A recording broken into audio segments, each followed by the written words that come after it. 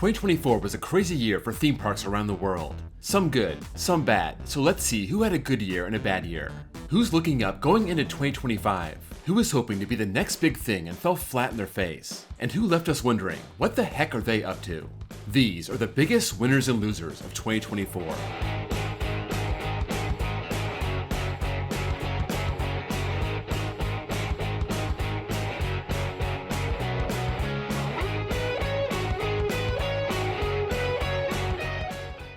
Let's start with the winners and then get to the losers. Number 13, Silver Dollar City. They started off with a bang, opening the new and improved Fire in the Hole, and they ended with a lot of promise, announcing a $500 million expansion, including more family attractions, a 1,200-acre park expansion, and a resort near the park. That's set to open late in 2026. So, a bit off in the future, but very promising for the future of one of America's best parks. Number 12, Indiana Beach. They finally got their all-American triple loop coaster open, the relocated Schwarzkopf that everyone was so excited about, having such a good reputation in Mexico before its fatal accident. And after 4 years of construction, it was ready to go. However, people hated those restraints and said it ruined the ride. Well, it didn't even take them one season to fix the problem. They took out the horse collar and now it just has lap bars, and apparently it's a lot better now. Number 11, Canada's Wonderland. You always like to see a park get exactly what it needs, and their biggest gap was an extreme launch looping coaster. Enter Alpenfury, not only with 2 launches, a cool setting running through Wonder Mountain, but also ties a North American record with 9 inversions. Capacity may be an issue. Actually, it will almost for sure be an issue, but this is about as good of a coaster as you could have asked for.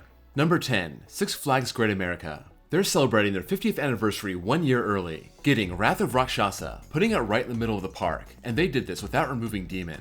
It's always good when you don't have to trade one coaster for another, and this dive coaster has a very strong layout. I thought they were going to get a large-scale RMC Raptor, but honestly, this looks like it may be a better ride.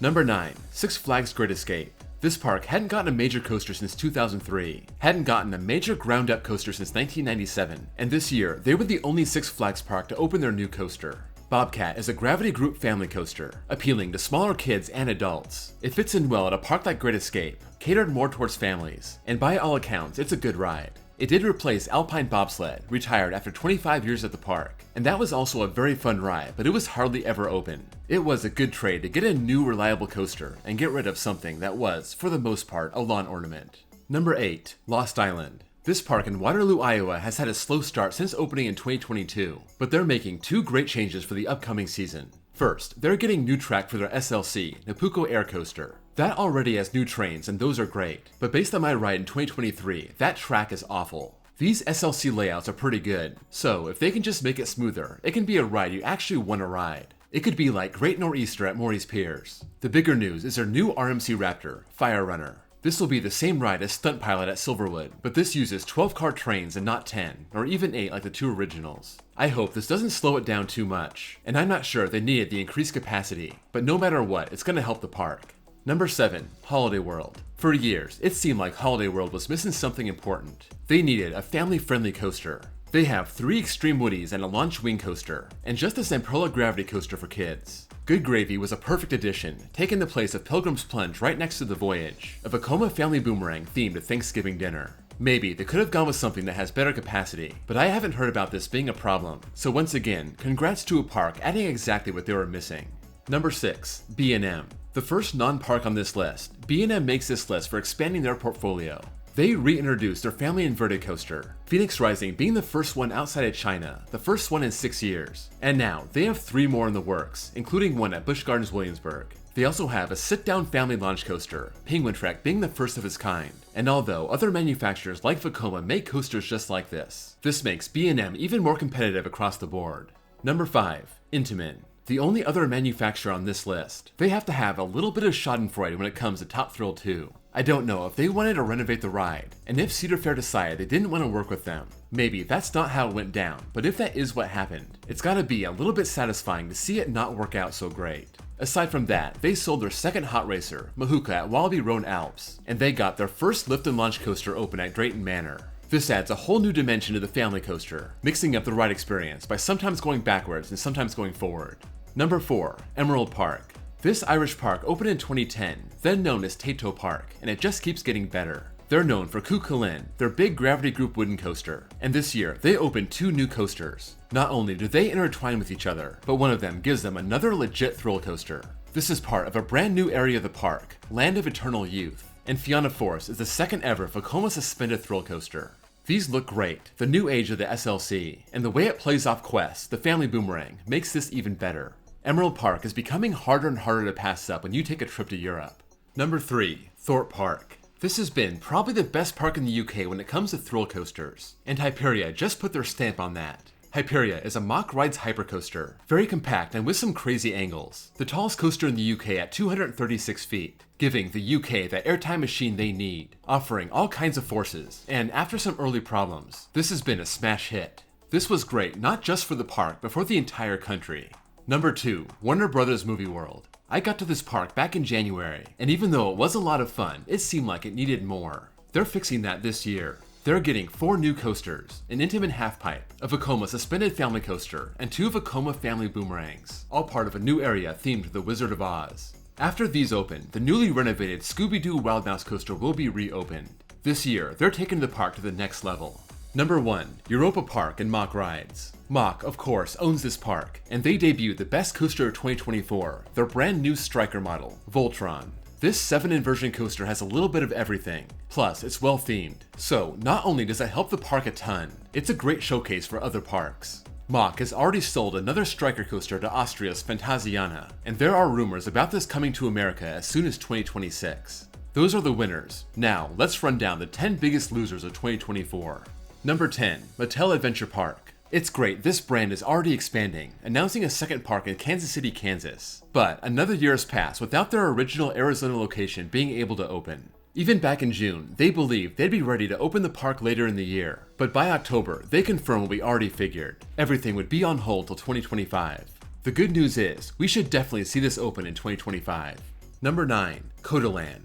Pretty much the same story. There has been delay after delay. We first heard about Palindrome and the expansion of Codaland into a full theme park back in 2021, and here we are 3 years later and still nothing. They announced pretty early in the year that everything would be on hold until 2025.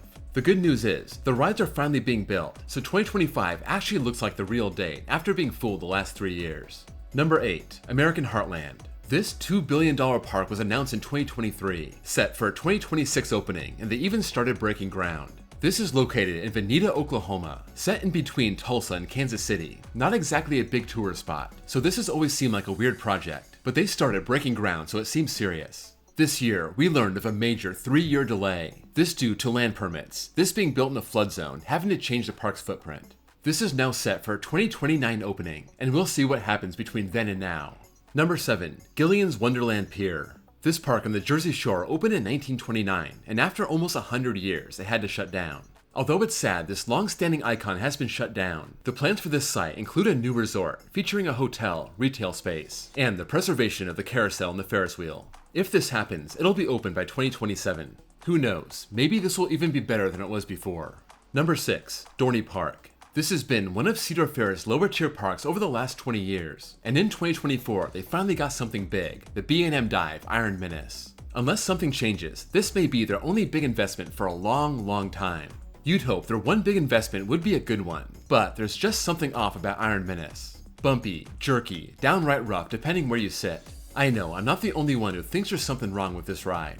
Number 5. Skyline Attractions. Behind the scenes, Skyline is awesome. Their subsidiary, Skyline Designs, has done a lot of work on GCI wooden coasters. But the Skyline coasters have not been good, and as of right now, they don't have a single operating coaster. Brava and Mass Mocha closed down, but that doesn't count. That was on an 18-month tenure. But the 2 Kid Flash coasters are closed down and may never reopen. If those never reopen, they'd be 0 for 4 on successful models, and I'm not sure who else would take a chance on them. Number 4. Six Flags Over Georgia. Here's one of the victims of the Skyline experiment. Their Kid Flash coaster opening late in 2023 and being closed since August. Then you look at their big new for 2024 coaster, Georgia Surfer, and that had a hard time getting off the ground, officially being delayed to 2025. So they looked like they'd be sporting 2 brand new coasters by the end of the summer and ended up with nothing. Number 3. Six Flags Mexico. I'm sure anyone who calls this park home was super excited about getting a tilt coaster. This is the one that was built for Energylandia, got moved to the Six Flags Mexico parking lot, and next thing you know, Siren's Curse gets announced and there goes their tilt. I guess there was some issue with their permits and the ride just couldn't be built. They're not being shut out. Six Flags announced a family boomerang to come in 2026. That's better than nothing, but a tilt coaster could have been a headliner and a family boomerang is not. Number 2, Cedar Point and Zamperla. When Cedar Point hired Zamperla to work on Top Thrill Dragster, they both put their neck on the line. Cedar Point wasn't trusting a company that hadn't dealt with anything anywhere close to this size and scale, and Zamperla believed they can do it. They took their time. We found out about this renovation in 2022. It wouldn't be ready until 2024, and they got it ready for opening day. It operated for a week, was shut down, and never reopened. Lucky for Zamperla, they did have a successful conversion of a much smaller coaster, Thunderbolt at P&E Playland, but Cedar Point was left with a giant mess on their hands, trying to salvage this for 2025. Number 1, Six Flags Great Adventure. This was supposed to be a celebration season, their 50th anniversary marked with a new coaster and the new Savannah Sunset Resort and Spa. The resort did open, but the coaster did not. The Flash Vertical Velocity was pushed till 2025. At the time, little did we know that would be the least of their problems. We got word that Green Lantern and Kingda Ka may be shut down, and the park did not make an official announcement. If you weren't following all the buzz in the coaster community, you would have no idea anything was going on. After that side of the park closed for the season, the park announced there would be no more Green Lantern, Kingda Ka, Twister, Parachutes, even though that had already been standing but not operating. And, as we all feared, the Sky Ride would also be removed. They did announce a new record-breaking launch coaster for 2026, and we'll see how legit that turns out to be, but in the end, it wasn't much of a 50th anniversary celebration, just a lot of sadness and angry fans. So there you go, the winners and losers of 2024.